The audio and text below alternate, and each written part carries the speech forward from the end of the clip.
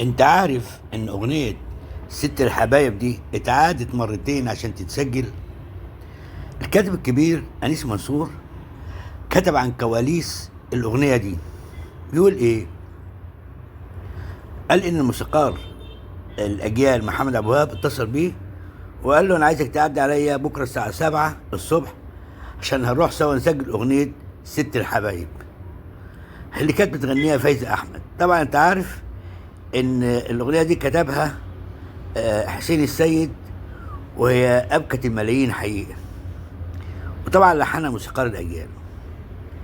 فبيقول رحنا الصبح بيقول فوجئت بان موسيقار الاجيال محمد ابو وهاب كان الجو برد، لكن هو كان حاطط لافف حنجرته وصدره وحاطط شيء حول رقبته عشان ما يبردش.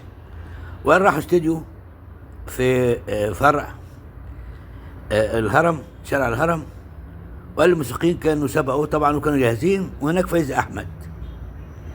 المهم ان هو يعني بدأ يقول لها ابدأي، وفجأة راح محمد عواب موقف الفرقة الموسيقية، وبيقول انه قاعد طبعا يعني صرخ في وجه فايز احمد وقال لها خلاص انت تأجل التسجيل وتعودي البيت.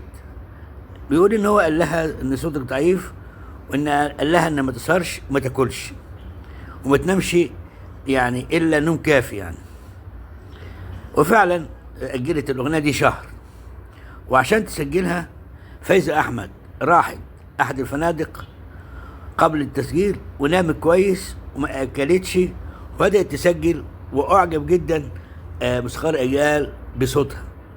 الحقيقة أن الفن برضو صعب، يعني لابد الأداء يبقى متقن، ويبقى فيه نوع من الإخلاص في العمل، حسن الأداء والاستعداد واحترام العمل نفسه.